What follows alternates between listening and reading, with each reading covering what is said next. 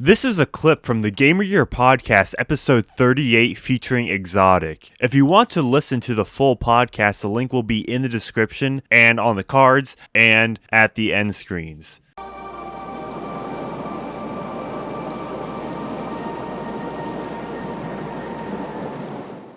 This is technically Nintendo W, considering with the launch of over 4 million units, Pokémon Scarlet and Violet has the biggest launch for a video game in Japan, surpassing the record-breaking sales of Splatoon 3 by 600,000 units. Wait, yeah, that's actually kind of wacky thinking Splatoon Don't 3 remind is me. number 2. Okay, so if there's anything I'm really going to talk about, it's Pokemon. I know everything about this, a lot of things about the series. So to see this chart, so this is launches in Japan. To see this chart, I am a little bit pleased seeing things like Dragon Quest VIII on there. Final Fantasy is obviously there as well too. Yeah. We also have other games like Legends, which I think is, at least deserving if there's going to be a Pokemon game to be up in there. Black and White is obviously very high. Yeah, Thank God. okay, here's the thing. Pokemon Black and White 2 is not as high up, or I don't think it's even on the list. So Yeah. what the 3DS could have impacted that, but that's still kind of like I think Black and White 2 are the least selling or like lowest selling mainline games, which is a shame considering that they may be the best. Wow, the generation that wanted to try to do something different with the formula didn't perform really well. Wow, it's almost like the Pokemon fans are just like complaining that they want things to be different, and then when they got things that are different, no one bought it and no one cared. Yeah. Classic Pokemon, dude. And this chart shows you like the clown world that we're living in. We're living in like a show. Like we're not. This isn't real life. This is like a show that we're all a part of, and we've entered clown world where we have Scarlet and Violet being the number one biggest video game launches in Japan. Yeah. Unbelievable that this game is number one, dude. Yeah, not to mention Animal Crossing New Horizons. That has its own share of issues. There's a bunch of content that was in newly for the 3DS that is not in New Horizons. But, you could say that was just like genius timing on Nintendo's part on when that released. And then When Splatoon 3, that's a good game. It is good, but like it's kind of surprising that's on number 2 on this list and, was number 1 until Pokemon came out. What were you going to say? I was gonna say when Sword and Shield first came out on the Switch, that opened up a massive controversy within the Yep. Pokemon community. We had a lot of people like who is that? Distant Kingdom. I know he was a really Yeah. big guy who was critical of Pokemon. He was critical of the animations. He was critical of the graphics, the Dynamax mechanic too. There was a lot of people. Ever since Pokemon came to the Switch with Let's Go Pikachu, people started to become more critical of the series. And since Sword and Shield is what people would traditionally look at it as like a main series game versus Let's Go, it like exploded with criticism.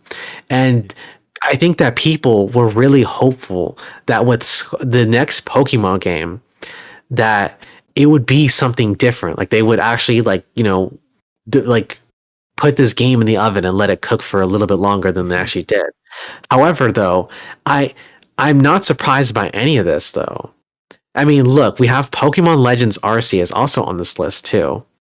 If you know, okay, so 1 month into Legends Arceus's release, they announced Scarlet and Violet. It's going to be coming out later at the end of the year in like November. 1 month into this game's life cycle, and they're already announcing the next game. Yeah. I think that nobody's surprised by any of this, though. I mean, it's just sad, It just shows like the world that we live in, and it just shows that like how much, especially when it comes to Pokemon fans, how much they're getting like completely owned by the company that, feeds them products. Yeah, and it's a shame how you could catch Pokemon in Legends Arceus by not battling, just throwing a Pokeball. You can try it. It may not be exactly the best tactic out there, but you could do it. And in Scarlet and Violet, that's not exactly there. And it's just disappointing that there's not more of the DNA of Legends Arceus in Scarlet and Violet than there should be.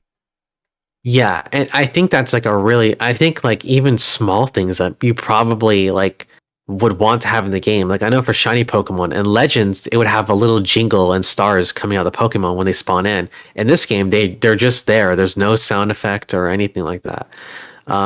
So they just show up, and it's your job just to be like, oh, that's a shiny, and just know off the, just know what the shiny looks like. Yeah. It's little features like that that just shows you how much the Pokemon Company, how much Game Freak, how much Nintendo just don't care about the Pokemon fans. They don't really give a damn about giving these people a worthwhile video game, worthwhile product that they can enjoy. Again, I mean, I've had this conversation multiple times where people have asked me, Exotic, Pokemon is one of the highest, or is like the highest grossing media franchise. Why is it that they can't produce a quality game? And the answer to that question is they don't have to. Because regardless if the game is good or bad, or if it was rushed or complete, Pokemon fans are just gonna like consume the product. Yeah. It's Also, the same thing with like Disney and like Apple. It's just consume product. yeah. Yeah, sounds about right. Also, Game Freak itself has a lot of issues, like a lot. I'm saying with structure because remember the development team, Pokemon is the B team, and it was split when Sword and Shield when that was in development. The Game Freak was split between Little Town Hero and Pokemon, and Little Town Hero looks good, looks better than Pokemon. But once you actually play it, it's actually a disaster, and it's bad. It's really bad. So why don't just have the entire Game Freak staff working on Pokemon? I just feel like Game Freak is not passionate about the creation anymore. We should have a different development team on Pokemon. And before anybody says Brilliant Diamond Shining Pearl, all right, So yeah, yeah. Ilka, all right, Ilka. Did you know what they worked on before Brilliant Diamond Shining Pearl? What's that? Pokemon Home. Oh That's it. yeah, I was gonna say Menus. Pokemon Home, bro. Or Pokemon, yeah, Pokemon Home's the Switch one. Yeah, like badly designed menu. It's so, It's embarrassing. I think a lot of this is also just the Pokemon Company itself. I mean, you have to remember that Pokemon is not just the games. mhm. Pokemon is the TCG. It's the anime. It's merchandise. So, well, what happens is we have the release of the new video game, and to go along with that, then we have the anime coming out, and then we also have the TCG, and then all this other stuff. So everything has to be kind of released at the same time, but that creates problems where we have the games who, obviously it's not like we live in the DS era anymore, right? We have an era where graphics need to be really good, game mechanics need to be like fine tuned, frame rate issues need to be like none. Everything needs to be perfect. And unfortunately, I don't believe that. I would agree with you that it's a problem with Game Freak 2, but I also to like would extend that to be like it's also a problem with just the Pokemon Company. Like Pokemon has become like the next Call of Duty, where we're getting like a Call of Duty like every single year.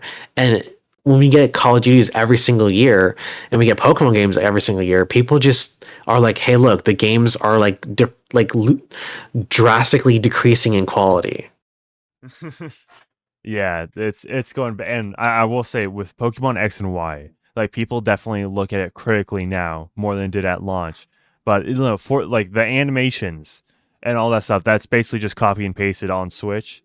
Yeah. They look good on 3DS. Consider that the 3DS that has like a what 360p screen. Yeah, it's pretty bad. Yeah, so something like very low quality. It works. All right, it's fine. It serves its purpose for the 3DS. On Switch, I would like to expect the textures on the Pokemon, that's cool. I'd like to see for the animations to be a little more dynamic. Maybe they can react to stuff when they're in the overworld. Um, maybe not just be Brilliant Diamond Shining Pearl, just have chibi models to like just it's so Oh my bad. god. And it's a disappointment. It's a disappointment to Nintendo fans. It's a disappointment to just fans of video games, and it's a disappointment especially to Pokemon fans. And that includes myself as well too, talking as well, by the way. Yep. Yep. And by the way, with a little addendum to this, Pokemon Oh my god. Scarlet and Violet version 1.10 or 1.1.0 announced. Nintendo apologizes for performance issues and bugs. And by the way, thank you to the Manic News team for bringing this to my attention. It's newly formed Manic News team. Uh, so let's just oh yep, there's the tweet right there. Nintendo of America, a software update for Pokemon Scarlet and Violet version 1.1.0 will be released on December 1st. That's today when we're recording / streaming this. Please visit our website for more information. And let's see, season 1 of ranked battles will kick off. There's seasons in this now? They've been having seasons. That was a thing in Sword and Shield as well too. Bro. It's basically like the meta. Like when the Yeah. season starts off, you can only use like the regional decks Yeah. and no legendaries or mythicals. And then as the season goes on, they'll allow like regionals and mythicals Okay, and I all that see. stuff. Yeah. All right. Allowing you to enjoy ranked battles through the battle stadium. Please check the in-game notice for more details about ranked battles in Season 1. An issue has been fixed that causes the music to not play correctly during the battles with the Elite Four and the top champion in the Victory Road path. How is that even Others... an issue? Oh my god. Yeah. So I remember seeing the Brilliant Diamond Shining Pearl leaks, and if you just like buy the game day one and don't have internet, don't update it, then it's literally unfinished. Like there's a day one patch that just like finishes the game, and by finish I mean like adding music to the title screen. Basic stuff. I know it's so like again, Pokemon fans are just like taking L's. They're getting like they're getting fed like incomplete meals. Like it's very Yep. sad to see. Like and again, it's like Pokemon um has groomed this consumer fan base where they will just like eat every Pokemon product that comes like their way when it comes to video games or whatever. And in this case, we're talking about video games, but again, it's sad to see so many people like buy into Pokemon and all this like BS that the Game Freak, Nintendo, and the Pokemon Company are releasing. Like they said that they take it very seriously. I don't think they do. I mean, they're making money off of this clearly. Again, this is one of the highest releases that we've seen in Nintendo. Yeah, and by the way, in case you're saying just like, oh, it's just Japan. It only applies to Japan. Pokemon Scarlet and Violet surpassed 10 million sales in first 3 days, setting new Nintendo record. 10 million sales worldwide in 3 days. I think it goes to show you like you don't again they don't need to have quality anymore. I don't even know if like they don't need to have like any of that sort of thing. They just need to put out product and just have people buy it. And it's sad to see because I've seen Scarlet and Violet. I see what's happening on there, and I can tell that they have the capability of producing something super interesting. But the problem is though is that it's not developed out enough. Yeah, and by the way, I'd like to point out this tweet. And for our listeners here, it's a soy jack meme. I'm sure you're familiar with it somewhat. Uh So the Soy Jack says, you can't just redo a game, add one word to the title, and barely change anything. And it's Pokemon Brilliant Diamond and Shining Pearl. And then the Soy Jack soys out over Persona 5 Royal. This thing is stupid. Do you want to know what's wrong here? I know exactly what's wrong here. Okay, so the difference. So Persona 5 Royal is basically the equivalent of like let's say a Dragon Quest 11 Dragon Quest 11 S or like Definitive the edition, Switch basically. version. Like yeah, that was basically like the definitive version was the Dragon Quest 11 S or Persona 5 R. Diamond, a Brilliant Diamond, and Shining Pearl aren't supposed to be some sort of like definitive editions for the games. What they are they're supposed to be a remake of the of Diamond and Pearl for the Nintendo DS. Yep. And yet they're like really like they're still like terrible though, like in terms of like remakes. They have like so many problems, not They just like the fact that they're like a copy and paste of like the original games. Yeah, it's just like it doesn't, because the standard for Pokemon remakes is that it would be to the same standard of the current generation. That's what it was, and this completely breaks that, because like with Omega Ruby and Alpha Sapphire, that's definitively a Generation 6 game. You could even interact, granted, if you don't use the megas, with Heart Gold and Soul Silver, that interacted with every single other Generation 4 game. This is a problem with the whole Pokemon Generation 8, because I don't think there's a single Game Freak Pokemon game on Nintendo Switch that actually interacts with each other. Let's Go doesn't interact with Legends Arceus, which doesn't interact with Brilliant Diamond Shine Pearl. And by the way, Which doesn't interact with Sword and Shield, which yeah, doesn't interact with Scarlet.